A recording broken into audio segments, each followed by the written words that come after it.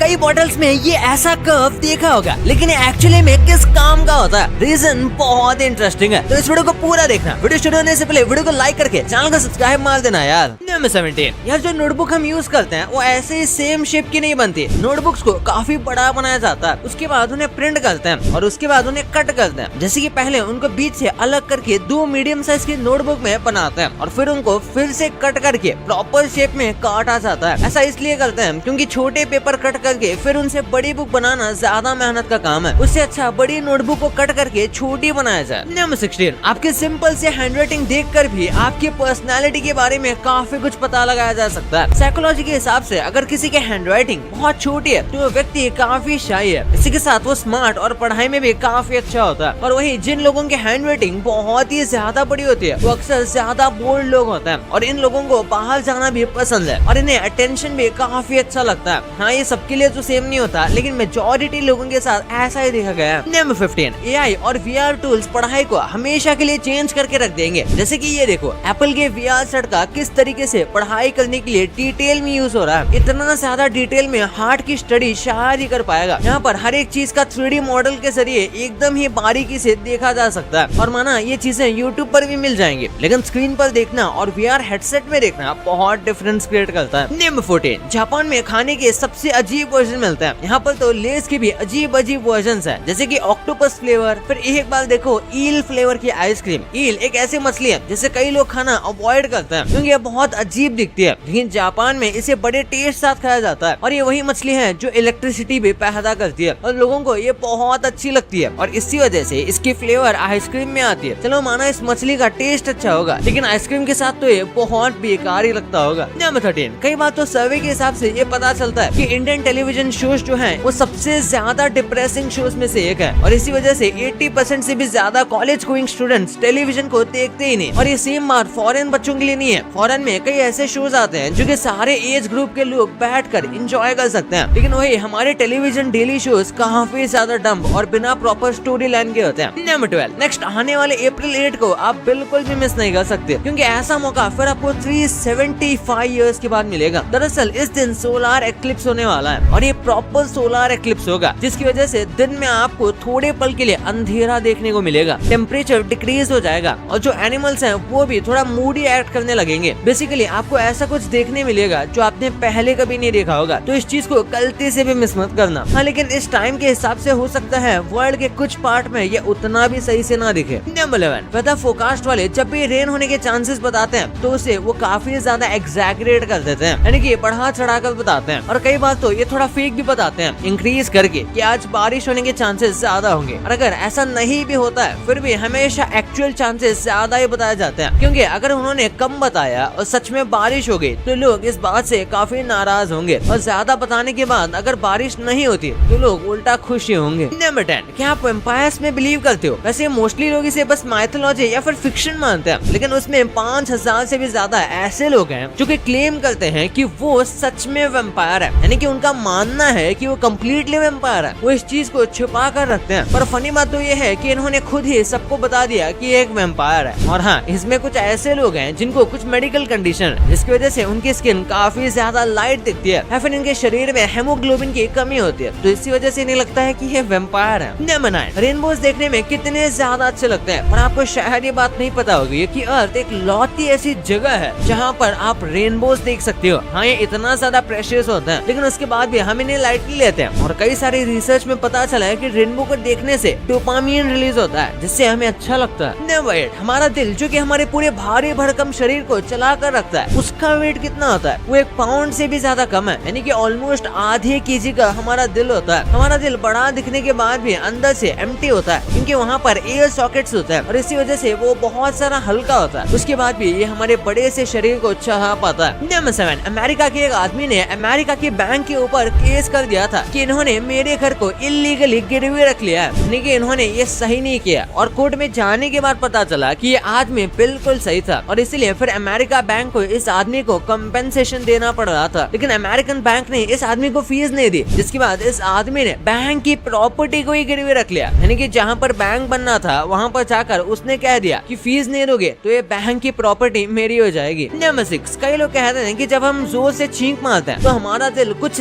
Nano seconds के लिए रुक जाता है। पर ये बात बिल्कुल झूठ है, ऐसा नहीं होता। हमारा हार्ट कॉन्स्टेंटली पंप करता रहता है और इसके बीच थोड़ा सा ब्रेक तो लेता ही है कॉन्ट्रैक्शन और रिलैक्सेशन के बीच में, जो कि नॉर्मल है, जो हमारे बॉडी के सारे मसल्स करते हैं। पर उसका मतलब ये नहीं कि ये चीज छींक मारने की वजह से हुई है। छींक मारने से आपका दिल बिल्कुल भी रुकता नहीं, ये बस एक मिथ है। नंबर 5, वैसे तो मॉरली मेल और फीमेल में कोई भी ज्यादा फर्क नहीं है, पर बायोलॉजिकली काफी ज्यादा फर्क देखने को मिलता है अगर सिंपल से सिंपल चीजों को नोटिस करें तो। जैसे कि मेल्स जो है वो छोटी चीजें फीमेल के मुकाबले ज्यादा अच्छे से पढ़ पाते हैं, ये नेचुरल है। और यहाँ तक कि मेल के रिफ्लेक्सेस भी अच्छे होते हैं और वो डिटेल्स को ज्यादा अच्छे से देख पाते हैं, डिफरेंशिएट कर पाते हैं। और वही जो फीमेल है वो मेल्स के मुकाबले ज्यादा कलर देख पाते हैं, यानी कि फीमेल को कलर जितने ज्यादा डिफरेंट और ब्यूटीफुल दिखते हैं उतना मेल्स को हमेशा नहीं दिखते। नंबर 4, मध्य प्रदेश में रहने वाले एक आदमी को जेल हो गई थी और जेल में वो वोकेशनल जॉब मिलती है जिसमें आप कोई भी जॉब सीख सकते हो जो आप जेल के बाहर जाने के बाद कर सकते हो। तो उसमें इस आदमी ने प्रिंटिंग करना सीखा और उसके बाद जब इसे जेल से बाहर भेजा गया तो इसने फेक नोट्स प्रिंट करके घर पर ही अमीर बनने का प्लान किया और ये काम शुरू भी कर दिया था। और ऑब्वियसली कुछ ही देर बाद इसे पकड़ लिया गया और फिर इसे ही जेल हो गई, यानी कि जेल में रहकर भी गलत काम ही सीख रहा था।